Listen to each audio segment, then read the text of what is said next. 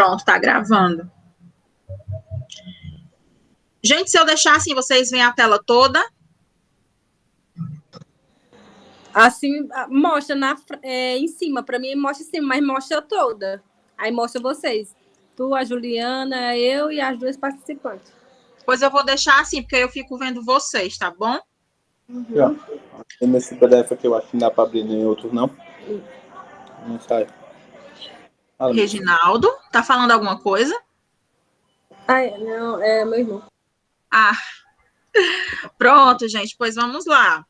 Boa noite, né, mais uma vez, sejam bem-vindos, sejam bem-vindas, eu sou a professora Tatiane, e hoje nós vamos para a segunda aula de revisão, tá certo, da disciplina de literatura. Algumas pessoas vieram falar comigo, né, disseram que estava achando a disciplina difícil, e, gente, assim, realmente é muita coisa. Eu confesso para vocês que quando eu vi a grade, eu disse, gente, é muita coisa para um mês, muita coisa. Mas, enfim, né, supletivo, tem que dar uma correria mesmo, uma corridinha mesmo. Então, eu espero que vocês tenham compreendido pelo menos a essência da disciplina, tá bom? Boa noite, Henrique, seja bem-vindo. Então, deixa eu começar aqui. Gente, então, vamos lá. Na primeira aula de revisão, eu falei sobre o romantismo, o naturalismo e o realismo. Na verdade, a ordem é romantismo, realismo e naturalismo, tá certo? Então, hoje, eu não vou falar novamente dessas três escolas literárias, eu vou começar pelo parnasianismo, tá bom? Senão vai ficar muito repetitivo, certo? Então, vamos lá. Nós estudamos, durante esse mês, né, na disciplina de literatura, as escolas literárias, tá certo? E o que são essas escolas literárias? Eu também expliquei na primeira aula, né, na aula de romantismo, que são as escolas literárias, expliquei de novo na nossa aula de revisão, tá certo? E, gente, as escolas literárias são diferentes representações do pensamento humano, tá certo? Em determinados contextos históricos. Então, quem assistiu a aula, eu acho que vai entender o que eu vou falar agora. Às vezes eu vou parar porque aparecem umas mensagens aqui para mim, certo? Mas ok. Então, quem assistiu às aulas vai entender o que eu vou falar agora. Sempre no começo das aulas, eu começava falando do contexto histórico. Por quê? O contexto histórico é importante para a gente entender a produção literária daquela época. Então, o que estava acontecendo naquela época aqui no Brasil, né? Porque a gente estudou as escolas literárias aqui, especificamente no Brasil, o que estava acontecendo naquela época refletiu na produção literária. Né? Então, os escritores escreviam sobre aquilo que estava acontecendo, tá bom? Então, cada período desse, né, de acontecimentos históricos, na literatura, a gente chama de escola literária, porque foi um período, né, da história da humanidade, em que os autores resolveram escrever sobre o que estava acontecendo, tá bom? Então, as escolas literárias são essas diferentes representações do pensamento humano, né? Que o escritor, ele vai e escreve sobre aquilo que está acontecendo.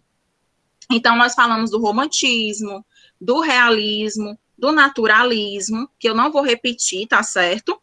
Nós vamos dar continuidade ao parnasianismo, que é a escola seguinte ao naturalismo, tá certo? Então, o que foi o parnasianismo, gente? Mais especificamente o parnasianismo aqui no Brasil?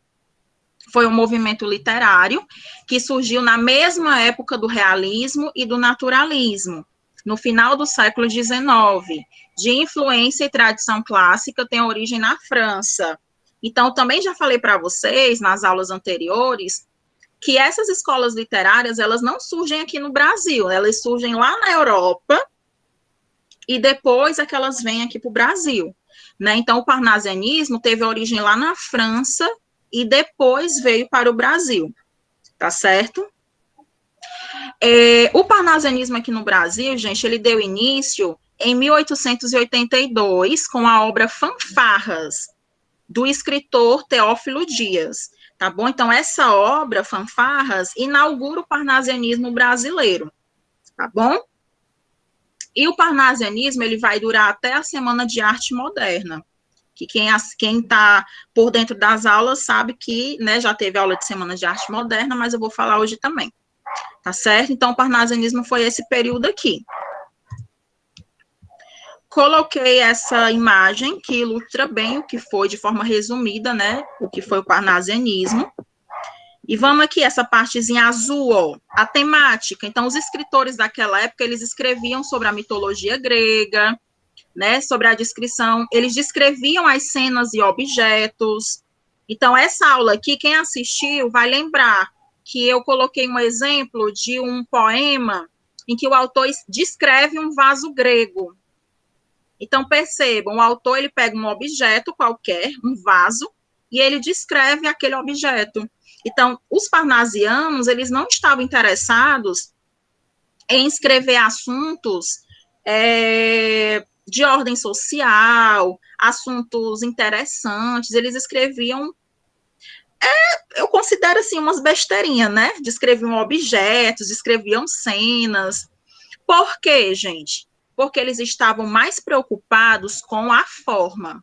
Aqui esse quadradinho verde aqui, ó, a valorização da forma.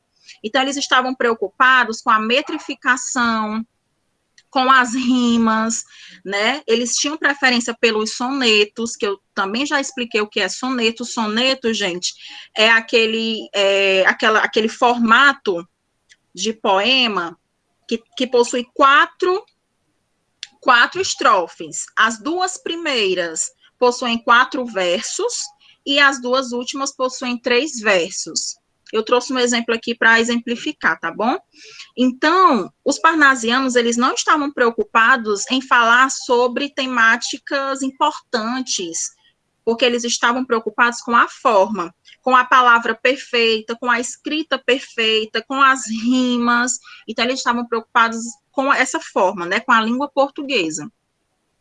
Os principais autores, esse quadradinho laranja, é a tríade parnasiana, né, que é o Olavo Bilac, o Raimundo Correia e o Alberto de Oliveira. Existiram outros? Sim, tem outros escritores, mas esses são os principais, tá certo? Agora vamos aqui para o quadradinho rosa, que são as características, né, do parnasianismo. Ó, oposição ao romantismo. Porque os parnasianos, eles são objetivos. Lá no romantismo, a gente viu que uma das características do romantismo era a subjetividade, já que no parnasianismo é a objetividade, a impessoalidade e a linguagem rebuscada. São algumas das características do parnasianismo, tá bom? E, por fim, né, esse quadradinho aqui, lilás, ele fala sobre as diferenças com o simbolismo, que é a escola literária que a gente vai já ver, né, que vem depois. Então, quais são essas diferenças? O parnasianismo, gente, os parnasianos descrevem, certo? Lá os simbolistas, eles sugerem. No parnasianismo, aqui a poesia é lógica, né, não intuitiva. E os parnasianos, eles não valorizam a musicalidade. A musicalidade é uma característica lá do simbolismo que a gente vai já ver. Tá certo? Então, essa gravurinha aqui, ela resume bem o que foi o parnasianismo no Brasil. Deixa eu passar aqui o slide. Se alguém tiver dúvida, tá bom? Liga o microfone e pergunta, tá bom? Aí eu trouxe, gente, um exemplo de um poema do Alberto de Oliveira, que é o Vaso Chinês. Então, lá na aula que eu gravei, eu trouxe o vaso grego. O Alberto de Oliveira não estava muito conformado, escreveu o Vaso Chinês. São 2 poemas diferentes. Mas percebam que é o mesmo objeto, é um vaso. A diferença é que um é grego e o outro é chinês. Então, eu vou ler aqui rapidinho. A linguagem é difícil mesmo, certo, gente? A gente não consegue compreender muito bem, mas era a linguagem da época, tá certo? Vaso Chinês, do Alberto de Oliveira, que é um dos principais escritores do parnasianismo. Estranho mimo aquele vaso, viu, casualmente uma vez, de um perfumado contador sobre o mármore luzidio, entre um leque e o começo de um bordado. Fino artista chinês, enamorado, nele puseram o coração doentio, em rubras flores de um sutil lavrado, na tinta ardente de um calor sombrio. Mas, talvez por contraste à desventura, quem o sabe, de um velho mandarim, também lá estava a singular figura.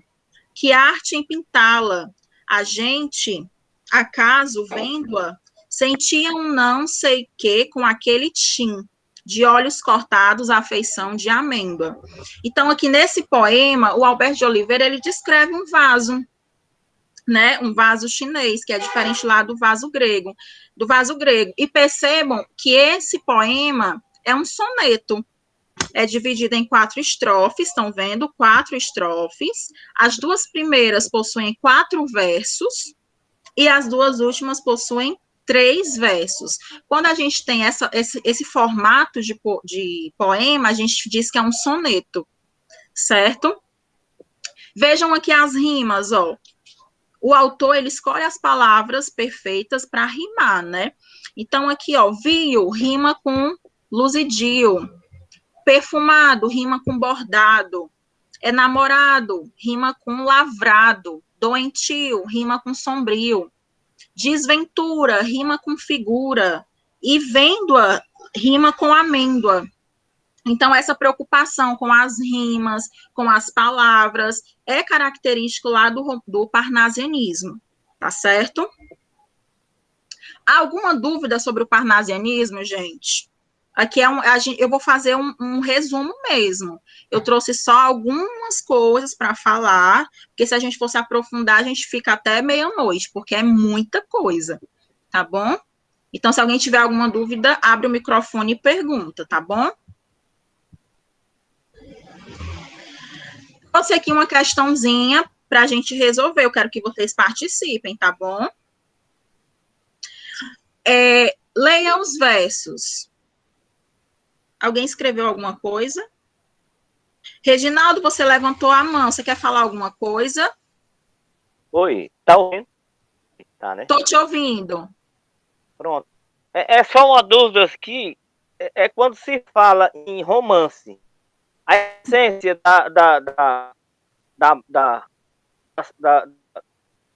digamos assim, da palavra não é levado totalmente pro romance, não, porque eu vi que não é bem o romance que eu estava imaginando.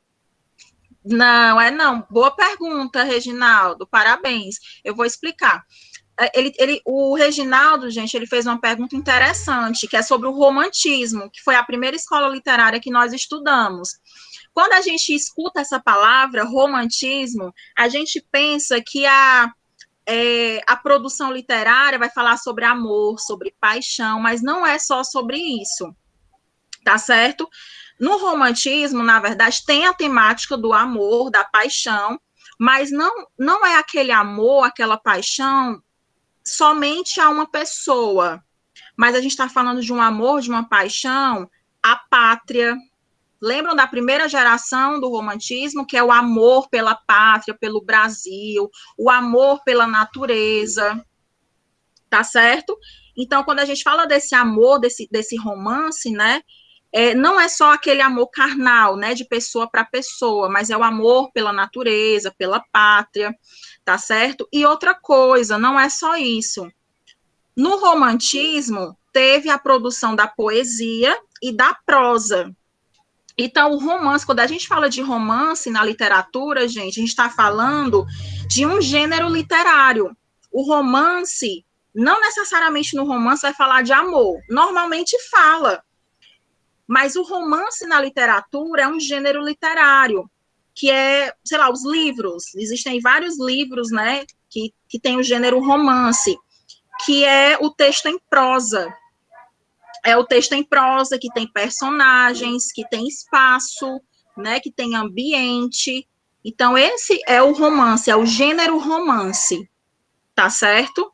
Então, deu para entender, Reginaldo, não está relacionado só exatamente ao amor, à paixão. Mas o romance no romantismo é a questão mesmo da prosa, né? Da escrita em prosa. Então tá claro assim. Oi. Então tá claro assim. Quando se leva para o lado da palavra romance, é uma palavra generalizada, não é isso? Como seria essa palavra generalizada? Para objeto, para seres vivos, para geral. Isso, não só para uma pessoa, não é só o amor carnal, mas é o amor pela pátria, porque o amor pela pátria, Por pela objeto, natureza.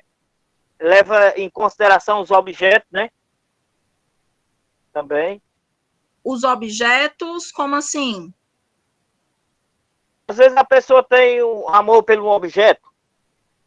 Ah, sim, mas lá no romantismo a gente não viu nenhum amor assim pro objeto, não. Essa é a dúvida. Essa é a dúvida que eu queria saber se é uma palavra generalizada, quando se fala de amor geral, usa-se a palavra romantismo, né?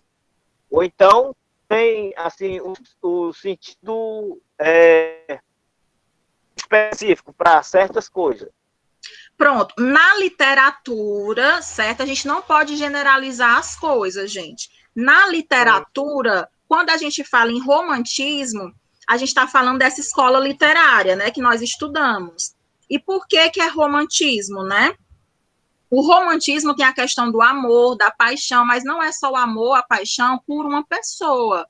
Na primeira geração do romantismo, a gente viu que era muito característico os autores falarem do Brasil, né, do amor que eles tinham pelo Brasil, pela pátria, pela natureza. Então, os autores, eles falavam bem do Brasil, da natureza, eles exaltavam a natureza brasileira. Então, é esse amor, o amor pela natureza, o amor pela pátria, tá certo? Então, esse é o primeiro significado de romantismo, que é a primeira geração do romantismo.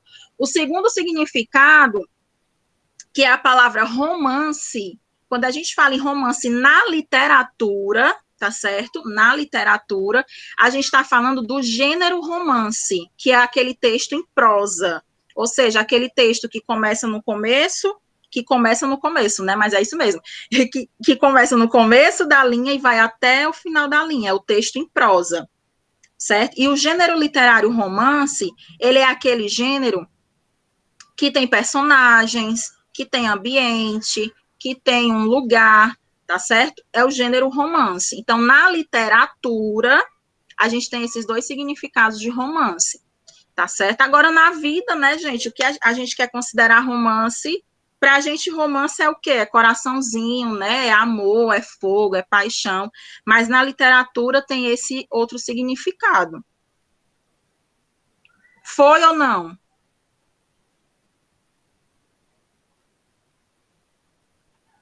Reginaldo? Oi. Foi ou não? Sim. Pronto. Entendi. Gente, eu vou só responder uma pergunta de um aluno que ele perguntou aqui no chat, só um minutinho. Gente, não precisa copiar o exercício, tá? Aqui é só mesmo para a gente dialogar. Ó, então, voltando aqui para o parnasianismo. Leia os versos.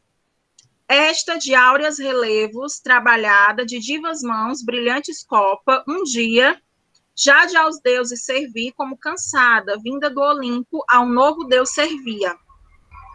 Era o poeta de Teos, que a suspendia. Então, e ora repleta, ora esvaziada, a taça amiga aos dedos seus tinha, todas de roxas pétalas colmada. Aqui é um trechinho do vaso grego do Alberto de Oliveira, tá certo?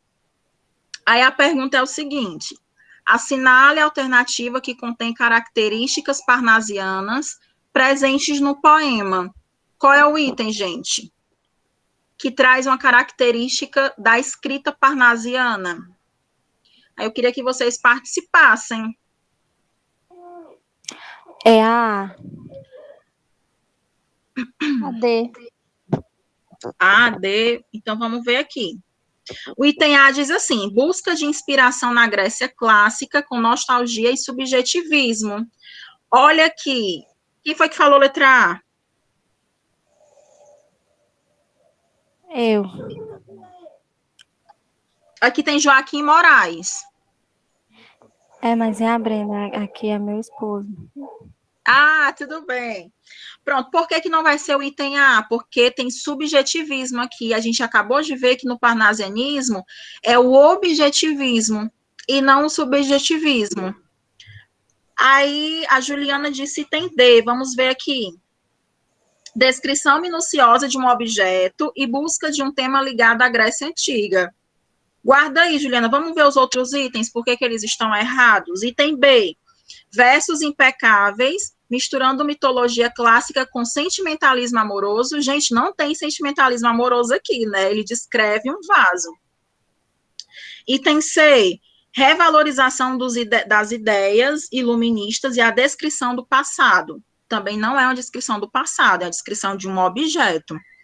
O item é vocabulário preciosista de forte ador sensual. Não tem nada de sensual aqui, né, gente? Então, parabéns, quem respondeu o item D é o item D mesmo. Descrição minuciosa, é tão minuciosa que é difícil a gente entender, né? Ligada à Grécia Antiga, quando ele fala aqui do Theos, né? É personagem lá da Grécia Antiga. Tá certo? Então, deixa eu passar aqui, alternativa D. Gente, o simbolismo. O simbolismo é outra escola literária, tá certo? Que veio após, na verdade, não foi que veio após o parnasianismo. Aconteceu, assim, essas escolas literárias aconteceram quase que ao mesmo tempo. Ó, trata-se de um movimento que surgiu na França, ó, tá vendo? Surgem lá, depois vem para cá, né? Que surgiu na França no final do século XIX, cuja proposta era opor-se às escolas literárias existentes no período, como o realismo, o naturalismo e o parnasianismo. Então, o simbolismo veio para ir contra o realismo, o naturalismo e o parnasianismo, tá certo? O simbolismo no Brasil teve seu início em 1893, a partir da iniciativa do escritor Cruz e Souza, ao publicar as obras Missal e Broquéis. Então, em 1893, o Cruz e Souza, que é o principal representante do simbolismo, ele publicou essas obras, né, Missal e Broquéis, dando início, né, ao simbolismo aqui no Brasil. Tá bom? As principais características, gente, da poesia simbolista: negação dos valores do realismo e naturalismo, oposição ao realismo e materialismo, subjetivismo, individualismo e musicalidade. Eu caracterizo o simbolismo, a palavra-chave do simbolismo para mim é musicalidade. Eu trouxe um exemplo para vocês entenderem melhor já já. Uso de figuras de linguagem, e quando a gente fala de figuras de linguagem, gente, a gente está falando de aliteração. A literação é a repetição de consoantes. Eu acho que na aula que eu gravei para vocês, eu trouxe um exemplo de aliteração, acho que foi, que era até a repetição do V. Quem assistiu, acho que vai lembrar. Então, os simbolistas têm essa característica de repetir as vogais, de repetir as consoantes. Então, quando há essa repetição de consoantes, a gente chama de aliteração.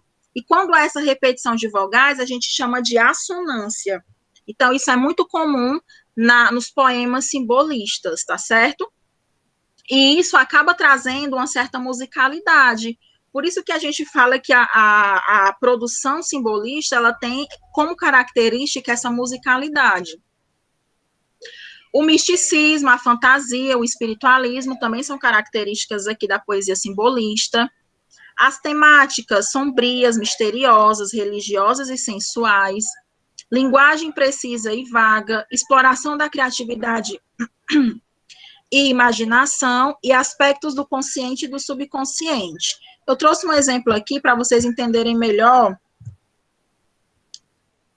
alguma dessas características. Então, ó, esse poema é do Cruz e Souza, que é esse jovem, né, o principal representante do simbolismo.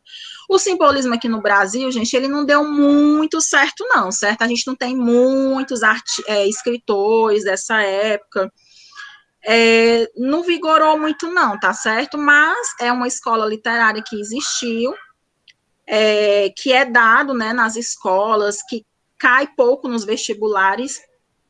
Então, a gente precisa entender um pouquinho como é que funciona, o que foi o simbolismo, tá certo? Então, deixa eu ler aqui para vocês. Torva febril, toxicolosamente, numa espiral de elétricos volteios, na cabeça, nos olhos e nos seios, fluíam-lhe os venenos da serpente. Ah, que agonia tenebrosa e ardente!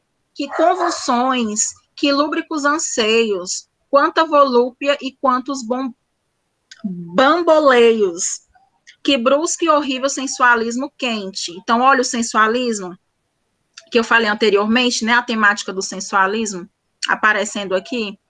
O ventre, em pinchos, empinava todo como réptil objeto sobre o lodo, espolinhando e retorcido em fúria. Era a dança macabra e multiforme de um verme estranho, colossal, enorme, do demônio sangrento da luxúria. Difícil, né, de entender, mas o que é que a gente pode entender daqui, gente? Primeiro, dança do ventre. Dança tem a questão da musicalidade. É como se ele estivesse descrevendo uma serpente. Vocês conseguem perceber isso? A dança, ó, a serpente, esse movimento da serpente é como se fosse uma dança. Conseguem perceber isso ou não? Sim. Então, assim, esse é um exemplo muito típico do simbolismo, por isso que eu resolvi trazer. Aí aqui a gente tem um soneto, o soneto lá do parnasianismo apareceu aqui no simbolismo. Percebam que as escolas literárias, elas têm algumas coisas em comuns, mas elas também têm coisas diferentes, lógico, porque se fosse tudo igual, nem mudaria de nome, né? Então, possuem características parecidas, algumas, né? Algumas características, mas, logicamente, possuem características distintas, diferentes, que é o que vai diferenciar uma escola literária da outra, tá certo? Então, aqui, por exemplo, a gente tem a presença ainda do soneto, né, que é esse formato de poema em 4 estrofes, as 2 primeiras estrofes, 4 versos, e as 2 últimas 3 versos, tá certo? Outra questãozinha aqui agora sobre o simbolismo, gente. Os autores do simbolismo, propunham o exercício da subjetividade contra a objetividade, retomando de modo diferente o individualismo romântico. B, não acreditavam que a realidade era complexa demais para ser apreendida e descrita de maneira objetiva e racional. C, não cultivavam a forma fixa dos sonetos. D, não apresentavam interesse pelo inconsciente, pelas zonas profundas e desconhecidas da mente humana. Ou eram positivistas e naturalistas? E aí, qual item vocês acham que é?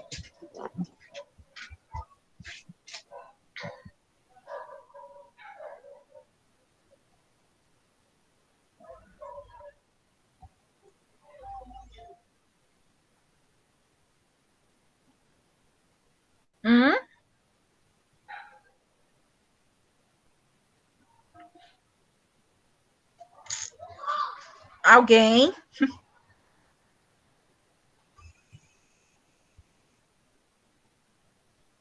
Vou falar, então. Ninguém quer participar dessa. Tá difícil essa?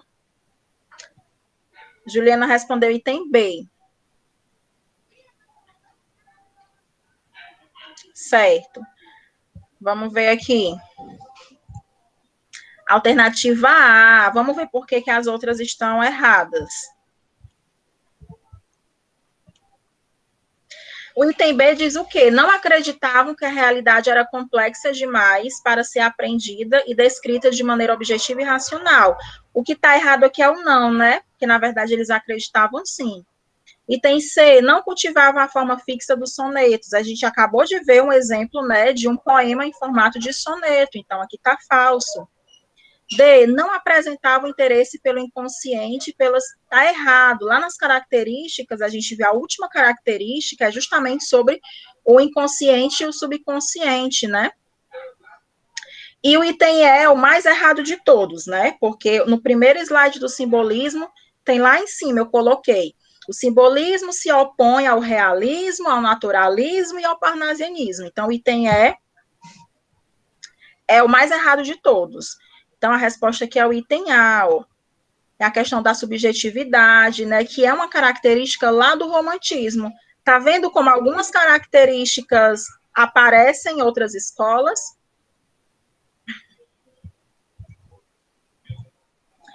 Gente, as vanguardas europeias. As vanguardas europeias, elas não são escola literária, certo? Foi um movimento.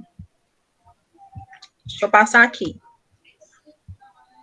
As vanguardas europeias surgiram como movimentos artísticos que estabeleceram novas referências para o mundo da arte dentro de áreas como a pintura, a literatura, a música e a escultura. Então, a primeira coisa que vocês têm que entender, as vanguardas europeias, o nome já está dizendo, europeia, veio lá da Europa, né? As vanguardas europeias, gente, elas surgem lá na Europa, e elas vão influenciar a próxima escola literária que nós vamos estudar, que é o modernismo, que é a última escola literária. Quem assistiu todas as aulas viu que a gente finaliza com o modernismo. Então, as vanguardas europeias, elas influenciaram muito o modernismo, certo? Então, essas vanguardas surgiram lá na Europa, e o que é que acontecia? Naquela época, era muito comum que quem tinha dinheiro fosse estudar lá na Europa. Era muito comum isso acontecer. Então, esses artistas, quando eles chegavam lá na Europa, eles viam um mundo completamente diferente aqui do Brasil.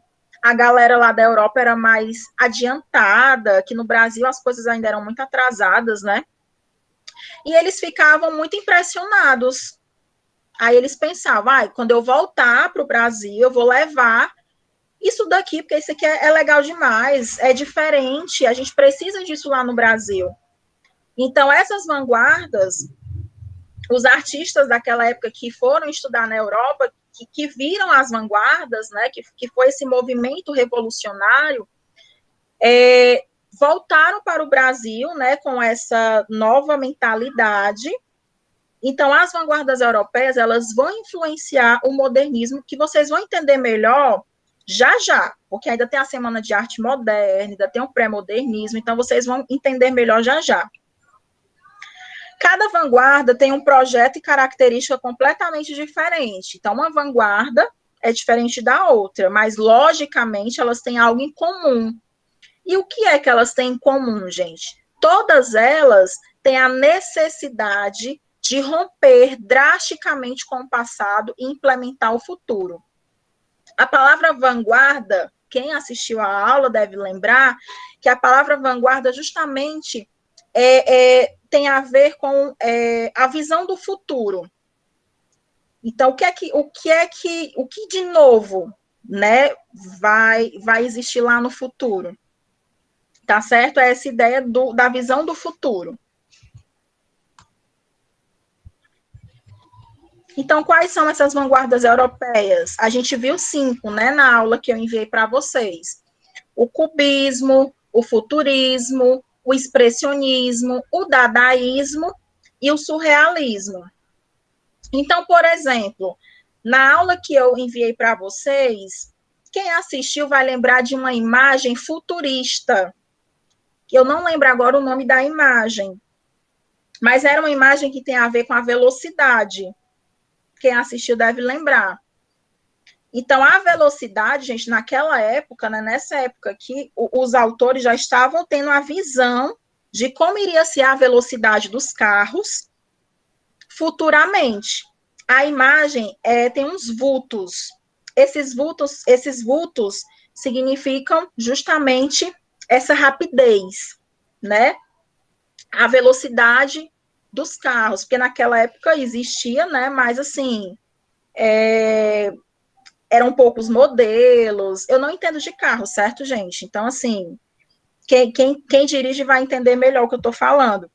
Mas naquela época, os carros não tinham a velocidade que tem hoje, certo? Então, essa obra do futurismo, que eu coloquei lá na aula para vocês, é um exemplo, eu acho que é um exemplo muito bom para a gente entender o que são as vanguardas europeias, essa visão do futuro. Ó, vejam bem, os artistas já tinham essa visão do futuro, né, de como as coisas iriam funcionar no futuro, tá bom? O ser humano não deveria pintar a vida de uma forma simples, reconhecível, linear. Tudo deveria ter uma nova perspectiva. O quanto mais diferente, melhor. Deixa eu passar aqui. Deixa eu voltar aqui. Então, lembrei aqui, o cubismo, lá na aula que eu enviei para vocês, não sei se vocês lembram, eu enviei, na aula eu coloquei uma imagem do cubismo, que era um instrumento musical, acho que era um violino. E aí, esse violino, esse instrumento musical, ele não tá desenhadinho, todo bonitinho, não. É como se fosse partes desse instrumento musical, que quando se juntam, né, formam um instrumento musical. A gente consegue visualizar ali que é um violino, por mais que ele tenha sido pintado por partes. Então, vejam, isso é diferente, gente, isso é revolucionário. Até então, nas artes, né, na pintura, os artistas, eles pintavam tudo bonitinho, tudo desenhadinho. E quando eles veem essa mudança, essa diferença na pintura, isso naquela época era muito chocante. Então a galera ficou, poxa, que arte é essa? O que é que está acontecendo, né? Que revolução artística é essa? No expressionismo eu trouxe uma obra que é o Grito, que eu acho que muitos de vocês já viram essa obra, essa pintura, que é um personagem assim, né? Tipo assim, gritando mesmo. E por que aquela obra é expressionista, né? O expressionismo vem justamente da expressão, né? A expressão dele de desespero. A obra ela é um pouco diferente. Era para eu ter colocado aqui, né, as imagens. Mas quem assistiu a aula vai entender o que eu estou falando, certo, gente? Eu não trouxe as imagens aqui. No dadaísmo, eu trouxe uma privada. Quem assistiu a aula vai lembrar da privada. Então, naquela época, para a galera que fazia arte dadaísta, a privada, o vaso, era uma obra de arte. Então, veja, a galera era louca, né? Louca, revolucionária mesmo.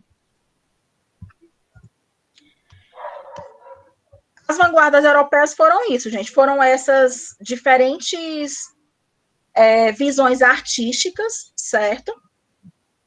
E aí eu trouxe uma questãozinha aqui para vocês, muito fácil, acho que a mais fácil de todas. Essa aqui ninguém é para errar. Assinale a opção em que todos os movimentos artísticos listados façam parte das vanguardas europeias. Qual é o item, gente? Acabei de falar nesse instante, são 5, né? Qual é o item?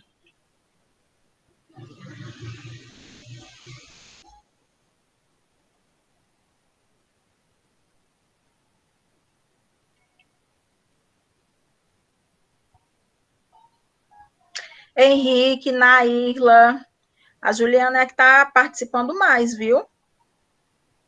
Naírla respondeu aqui, tem a Ellen, Joaquim, Reginaldo, Dalvan. Dalvan, boa noite. Só estou vendo você agora, desculpa. Antônio Anderson também entrou agora. Gente, o item, deixa eu ver aqui, é o item D. Quem respondeu o item D? Deixa eu só verificar aqui, é o item D. Surrealismo, cubismo, dadaísmo, expressionismo e futurismo. O item A está errado por quê, gente? Porque simbolismo e realismo são escolas literárias, não são vanguardas europeias, certo? O item B está errado por quê? Porque realismo e simbolismo não são vanguardas europeias, né? São escolas literárias. O item C está errado por quê? Porque o naturalismo não é uma vanguarda europeia, é uma escola literária. E o item E está errado porque o romantismo e o realismo não são vanguardas europeias, são escolas literárias. O único item que tem as vanguardas europeias é o item D: surrealismo, cubismo, dadaísmo, expressionismo e futurismo. Gente, o pré-modernismo. Estamos na metade, certo? É muita coisa, mas não me abandonem, pelo amor de Deus, viu? Vou tentar ser um pouquinho mais rápida. Pré-modernismo. O que foi o pré-modernismo? Gente, o pré-modernismo também não foi uma escola literária, certo? Esses acontecimentos, né, que antecederam o modernismo, existiram justamente para que pudesse existir o modernismo no Brasil, tá certo? O pré-modernismo, esse nome pré, esse prefixo pré, é o que vem antes, né? Vem antes do modernismo, por isso que é pré-modernismo. E o que foi o pré-modernismo? Foi um período de transição no universo artístico, principalmente entre os anos de 1902 a 1922. Houve uma produção literária que não correspondia às escolas do realismo, do naturalismo, do simbolismo e do parnasianismo. Tendências estéticas ainda correntes na época. Então, aqui no pré-modernismo, né, vão existir artistas e obras. Quando eu falo em obras artísticas, não é só na literatura, é na música, é na pintura, na arquitetura, tá certo? Vão existir obras artísticas totalmente diferentes das escolas literárias anteriores, tá certo? São obras artísticas revolucionárias, podemos dizer assim. O que se entende por pré-modernismo é uma confluência de diversas produções que misturam tendências literárias diferentes. As características, gente, do pré-modernismo, essas características a gente vai ver lá no modernismo. A gente vai ver lá na Semana de Arte Moderna, certo? Ruptura com o academicismo, ruptura com o passado e a linguagem parnasiana, linguagem coloquial, simples. Então, os pré-modernistas, eles lembram que lá no parnasianismo era aquela linguagem culta, a forma perfeita. Aqui no pré-modernismo é uma linguagem mais coloquial. A linguagem coloquial é a linguagem do dia a dia. É uma linguagem mais simples. Para eles, daquela época, né? Porque tem coisas que a gente vai ler hoje que a gente não entende, mas para aquela época era simples. Exposição da realidade social brasileira. Então, aqui já vejo, a gente já vai encontrar as temáticas relacionadas à realidade social brasileira.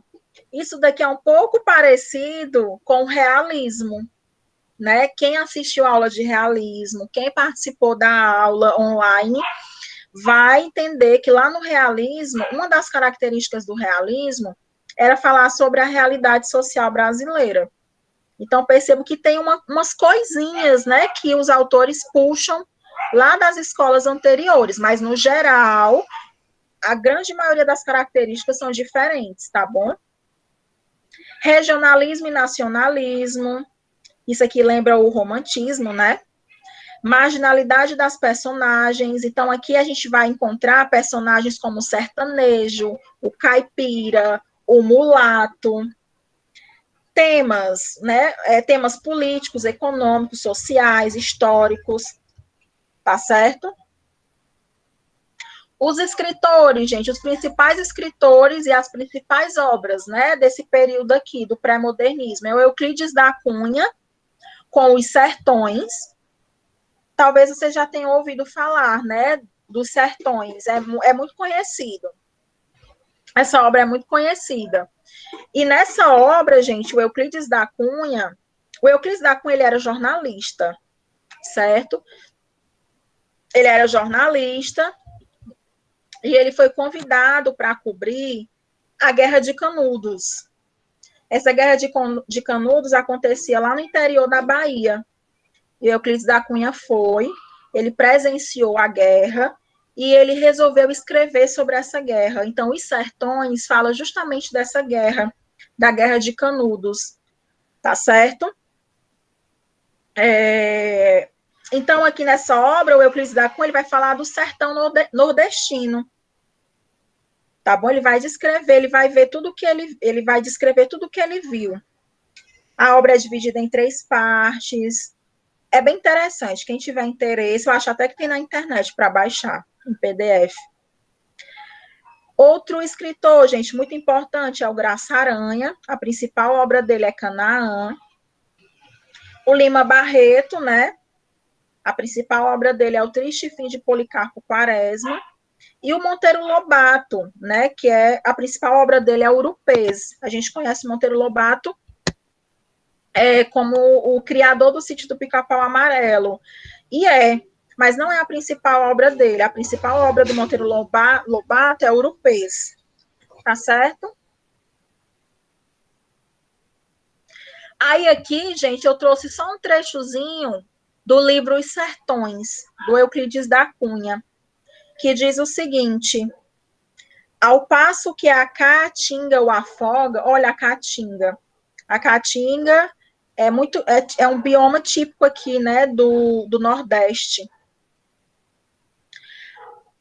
Ao passo que a caatinga o afoga, abrevia-lhe o olhar, agride-o e estonteia-o, enlança-o na trama espinescente e não o atrai, repulsa-o com folhas urticantes, com o espinho, com os gravetos estalados em lanças, e desdobra-se-lhe na frente léguas e léguas, imutável no aspecto desolado, árvore sem folhas, de galhos estorcidos e secos. Olha a seca do Nordeste aqui sendo retratada.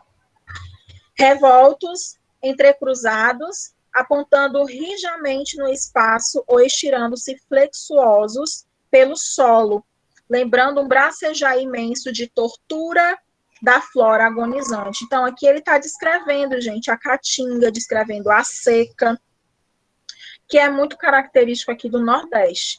E aqui ele está descrevendo o que ele via, né? O que ele viu lá na Guerra de Canudos. Tá bom?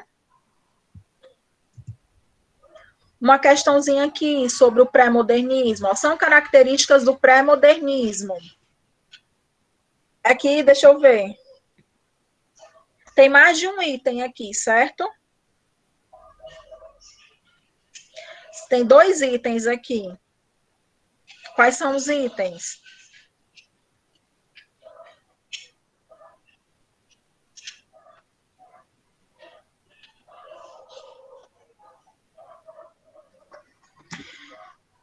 Quais são os itens?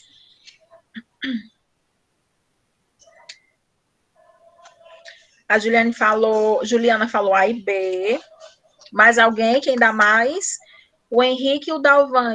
Gente, é mais de um, viu? Henrique e Dalvan. Tem 2 itens aqui.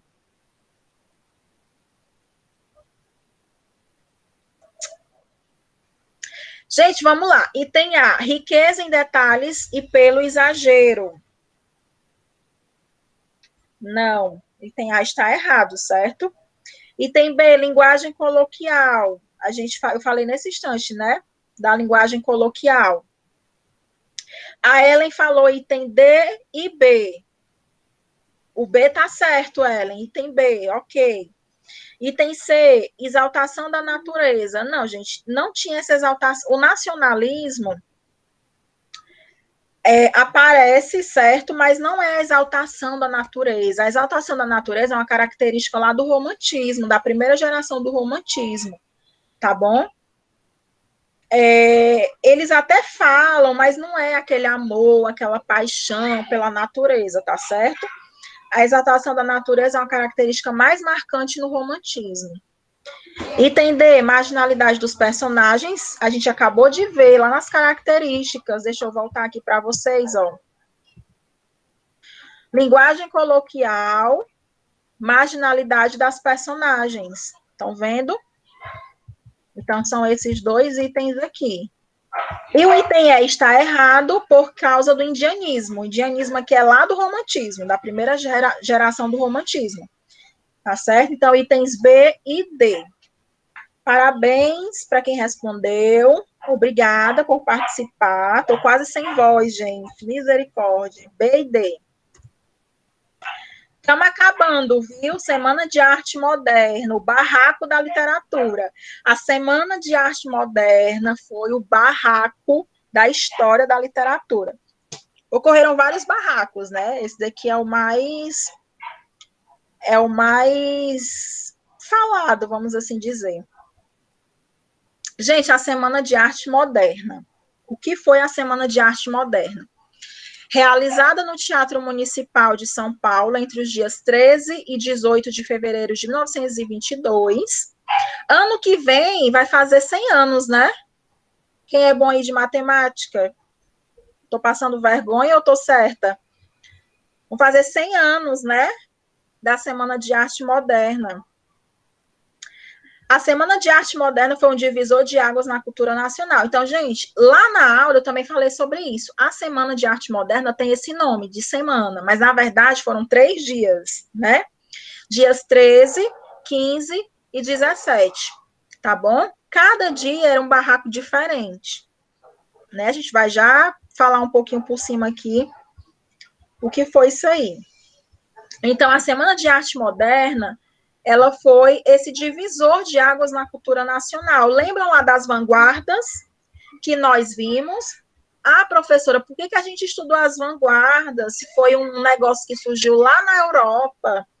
Porque as vanguardas influenciaram aqui, ó, o pré-modernismo, a Semana de Arte Moderna e o modernismo, certo? Então, por isso que a gente estuda as vanguardas europeias, porque influenciam muito nessa mudança aqui na arte, né, nas artes, na pintura, na música, na arquitetura, na literatura.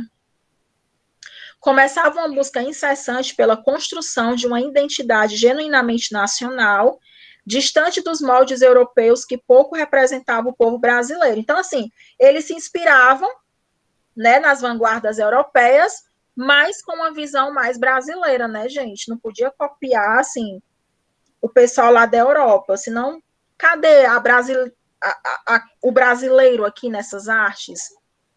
Então, se diferenciava aqui, porque eles queriam justamente representar o povo brasileiro nas artes, tá certo? Os artistas, né, queriam representar o povo brasileiro nas artes. As principais características desse momento: a utilização de uma linguagem coloquial e vulgar, buscando a aproximação da linguagem oral, o abandono do formalismo nas composições, o rompimento com os padrões tradicionais da academia, a crítica à estética literária parnasiana. Essas características são praticamente as mesmas do pré-modernismo, certo? Valorização da identidade nacional, com temáticas nacionalistas, ó, temáticas nacionalistas, gente, mas não é o amor, né, assim, extravagante pelo Brasil, não, viu? Não confundam. É a realidade cotidiana dos brasileiros, a liberdade de expressão, a inspiração em vanguardas europeias, ó, tá vendo como as vanguardas influenciaram, gente, o modernismo, né, a Semana de Arte Moderna, e experiências estéticas. Então, essas características apareceram lá no pré-modernismo e vão aparecer também no modernismo já já, vocês vão ver. Os principais artistas da Semana de Arte Moderna: a Anita Malfatti, o Mário de Andrade, o Oswald de Andrade, o Graça Aranha, o Vitor Brecherete, o Plínio Salgado, o Menotti Del Pitia, Guilherme de Almeida, o Vila Lobos e o de Cavalcante. Então, essa galera aqui estava à frente da Semana de Arte Moderna, tá certo? Existiram outros artistas, outros escritores, outros músicos, outros arquitetos, outros pintores. Essa galera aqui estava à frente da Semana de Arte Moderna. Tá bom? Ai, deixa eu voltar aqui, então. Então, gente, quem assistiu a aula viu que eu falei rapidamente o que aconteceu em cada dia da semana, né? Da semana, entre aspas, porque foram 3 dias de evento, né? Então, no primeiro dia, o primeiro dia teve uma... Não é nem palestra. O Graça Aranha, né, foi falar sobre o que era aquele evento, né? Foi um dia mais tranquilo, o primeiro dia. Já no segundo dia, gente, teve muitas vaias, né? Porque foi lido um poema do Manuel Bandeira que se chama Os Sapos. Agora eu não lembro quem foi que leu. Não foi o Manuel Bandeira, porque o Manuel Bandeira estava com tuberculose, era muito comum naquela época, né? Então ele não pôde comparecer ao evento. Então outra pessoa leu o poema, e esse poema criticava muito os parnasianos. Era aquela escrita muito formal, né? As rimas. Então, assim, tinha muito parnasiano, gente, ali naquele evento, então eles ficaram revoltadíssimos, foi um barraco, teve vaia, menino, foi uma bagunça, viu, esse segundo dia. E no terceiro dia, né, teve a apresentação musical do Vila Lobos. O Ronald de Carvalho, Juliana, obrigada, o que fez a leitura, não foi? Pronto, obrigada. E no terceiro dia teve a apresentação musical do Vila Lobos. Se vocês botarem aí Vila Lobos, vocês vão ver que o cara andava arrumadão, sabe? Umas roupas muito chique e tudo. Só que no dia ele estava com um calo no pé, gente. Então, em um dos pés, ele calçou uma chinela. E quando ele subiu no palco, a galera achou que ele estava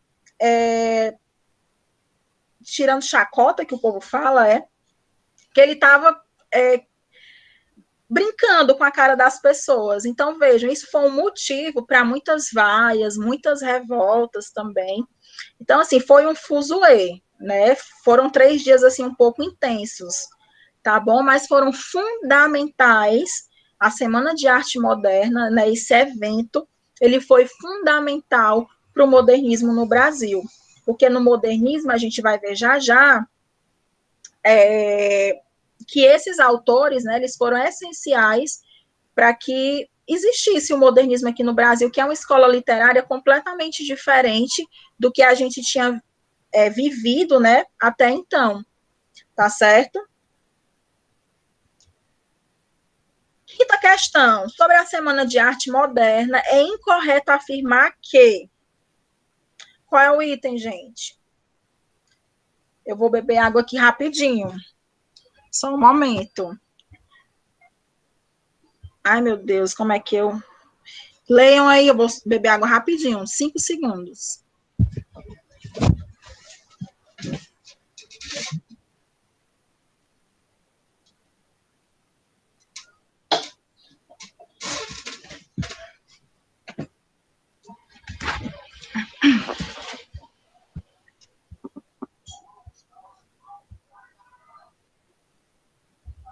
Voltei.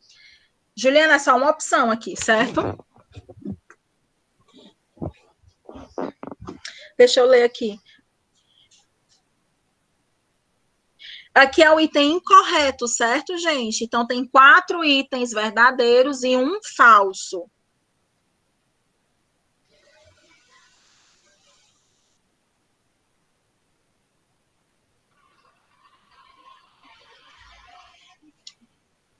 Qual item? Eita, que calor, meu povo. Pelo amor de Deus.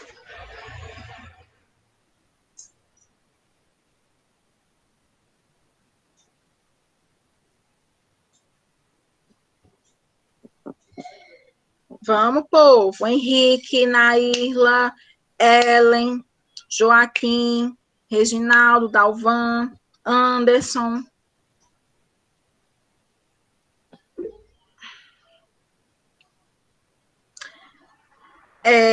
Item B, marcaram item B, item C. Alguém mais? Quem dá mais?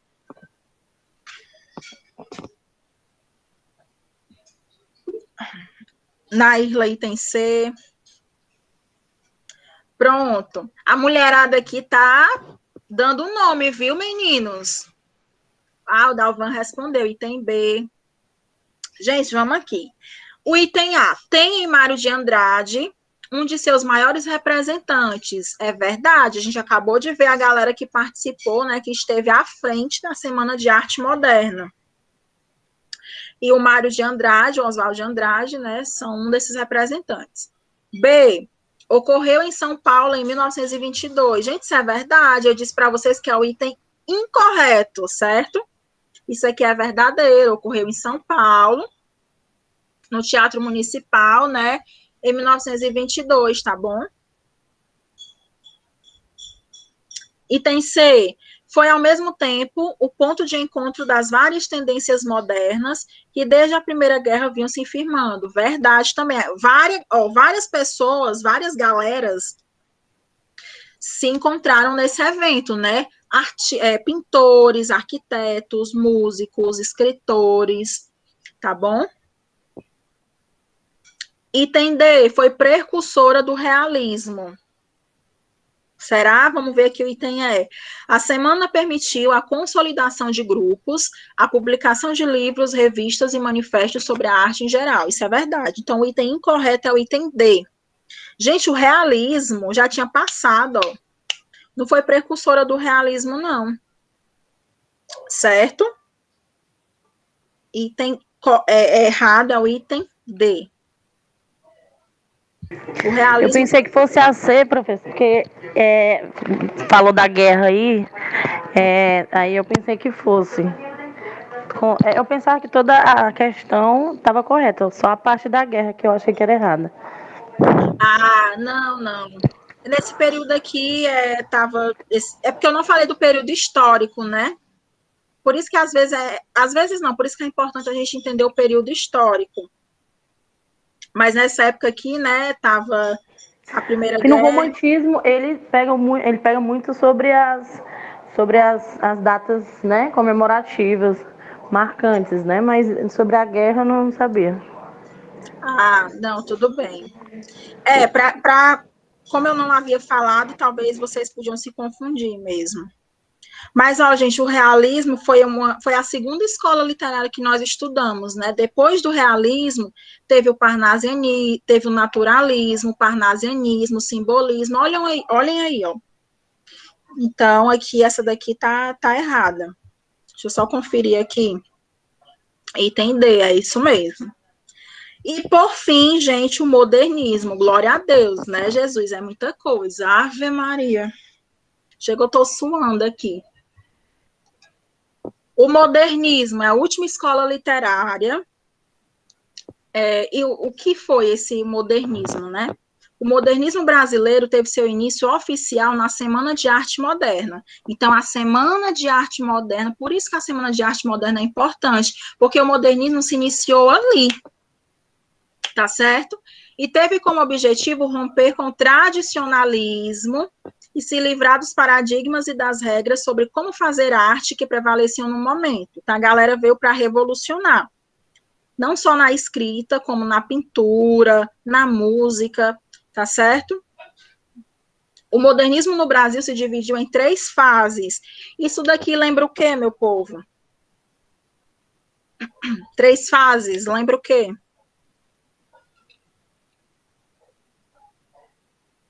Lembra qual escola literária? Pré-modernismo, O romantismo, né? Eu pensei que era o pré-modernismo. O romantismo, ele também tem 3 fases. A gente viu as 3 fases do romantismo.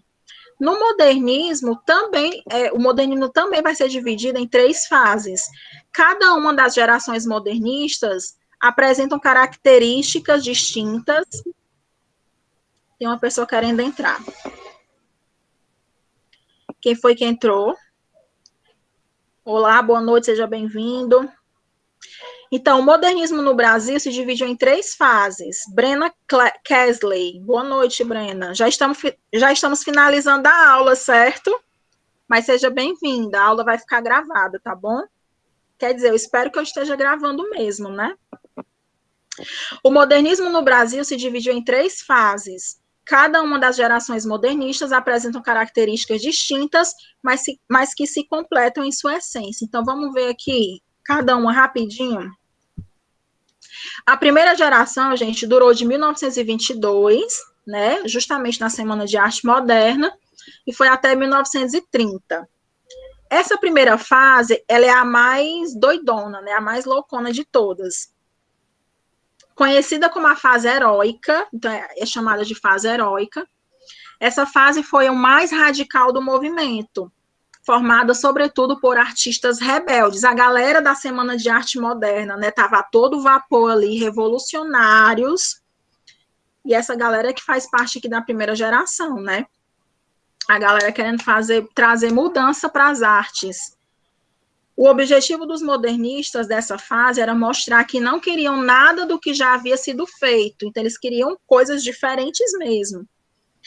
Com um caráter essencialmente destruidor, essa geração buscava o moderno, o polêmico, o original e o nacionalismo, em uma da tentativa de representar o cotidiano da sociedade brasileira. Dessa fase destacam-se Oswald de Andrade e Mário de Andrade. Na literatura, certo? São escritores aqui, esses 2 carinhas aqui, o Oswald de Andrade e o Mário de Andrade, são escritores. Eles se destacam aqui na primeira geração do modernismo. A segunda geração, ela vai de 1930 a 1945. A segunda geração modernista foi marcada pela prosa de ficção. A primeira geração, ela é marcada pela poesia, né? Aqui na segunda, já é marcada mais pela prosa, a prosa de ficção, e predominância de temáticas nacionalistas e regionalistas. Após o rompimento com as tradições e o experimento das novas formas de fazer arte, os modernistas passaram a apresentar engajamento com as questões sociais. Então, nessa segunda fase, os artistas aqui, eles já estão mais preocupados com as questões sociais. Então, as questões sociais vão estar muito presentes nas obras, tá bom? Na literatura. Quem é a galera, gente, dessa segunda geração? Tenho certeza que pelo menos um nome aqui vocês já ouviram falar. A Raquel de Queiroz, né, que é cearense. Raquel de Queiroz, ela nasceu em Quixadá, foi? Tem até uma estátua dela lá em Quixadá, eu sei porque eu já fui, já tirei foto. E a Raquel de Queiroz é maravilhosa, né? Ela foi a primeira mulher a fazer parte da Academia Brasileira de Letras, gente. A Raquel de Queiroz é nossa aqui do Nordeste. Ela escreveu o 15, né, que fala sobre a seca, uma grande seca que teve no Nordeste. O Jorge Amado, né, que é o carinha da Gabriela, que já teve minissérie na Globo, vocês já devem ter assistido, né? Gabriela, eu nasci assim. É o Jorge Amado, certo? O Dalvan falou Cecília Meirelles, né? Conhece, né? A Cecília Meirelles, rainha também. O Graciliano Ramos, o Érico Veríssimo, o José Lins do Rego e o Vinícius de Moraes. O Vinícius, ele é polêmico, né? O Vinícius, ele não foi só escritor, ele foi músico também, né? Vinícius de Moraes, ele aparece tanto aqui na segunda geração quanto na terceira geração. Eu gosto desse povo aqui da segunda geração. Raquel de Queiroz, Vinícius de Moraes. O Vinícius, ele tem uns poemas, assim, muito fortes, muito bonitos. Era para eu ter trazido um exemplo aqui. E a terceira geração, gente? A terceira geração vai de 1945 até 1960. Chamada geração de 45, alguns estudiosos consideram os artistas dessa fase como pós-modernistas, uma vez que se opuseram às conquistas e inovações modernistas de 22. abandonando a liberdade formal modernistas para buscar uma poesia mais equilibrada. Gente, observação. Essa terceira geração do modernismo, a galera aqui é uma galera mais tranquila, a primeira e a segunda geração, os escritores dessas gerações, eles não estão muito preocupados com a formalidade. Aqui na terceira geração, a galera já está mais preocupadinha, sabe? Com a formalidade escrita, a galera já está mais sossegada, mais tranquila. E quem é que faz parte dessa terceira geração?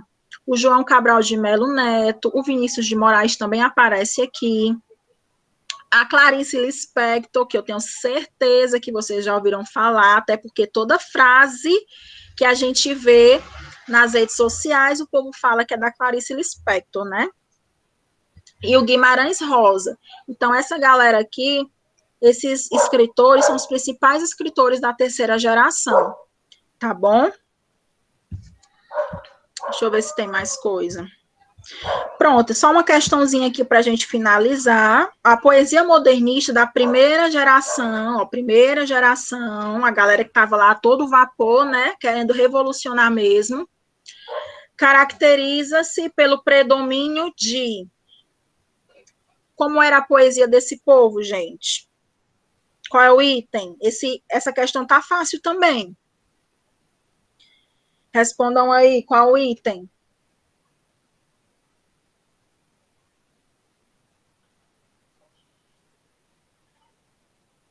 Para a gente finalizar a nossa aula, tô sem voz quase.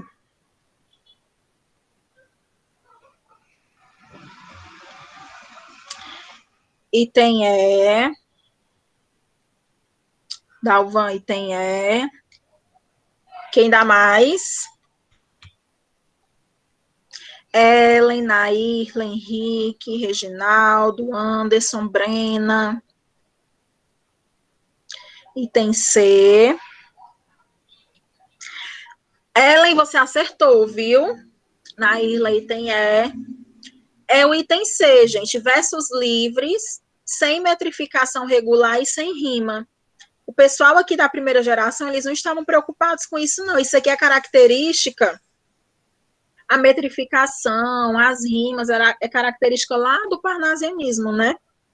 E o pessoal aqui do modernismo, eles queriam romper com o parnasianismo. Essa escrita um pouco mais bonitinha, ela vai reaparecer na terceira geração, mas aqui ele está falando da primeira geração, tá bom? Que são os versos livres. Os versos livres, gente, são aqueles versos, os escritores não estão muito preocupados com a escrita, não há rima, tá certo? Então, aqui, o item correto é o item C. Deixa eu só conferir aqui. Isso, item C. Gente, então é isso. Nossa aula durou aqui mais ou menos 1h20. Alguém tem alguma dúvida? Fale agora ou cale-se para sempre, né? Eu botei para gravar essa aula, eu espero que tenha dado certo em nome de Jesus, senão eu vou ter que regravá-la para postar amanhã para os alunos que não puderam participar hoje, que foram muitos, né? Aqui na sala só tem 8 alunos. Então, muita gente não participou dessa aula, então eu vou deixar disponível essa aula amanhã, quem quiser rever. Alguém tem alguma dúvida, gente? Eu sei que é muita coisa, mas se vocês entenderem pelo menos a essência do que foi cada escola literária, eu já vou ficar muito feliz. Não precisa saber de tudo não, porque nem eu sei, certo? Mas se vocês souberem pelo menos o básico, o que foi o modernismo, foi aquela escola literária revolucionária, a galera estava querendo fazer uma arte diferente do que vinha acontecido até então. Se vocês entenderem a essência de cada escola literária, já valeu a disciplina. Então, alguém tem alguma dúvida?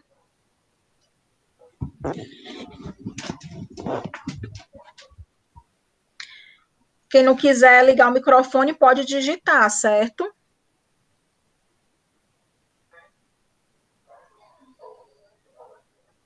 Deixa eu só parar a gravação aqui. Gente, como é que para isso, hein? Minha Nossa Senhora.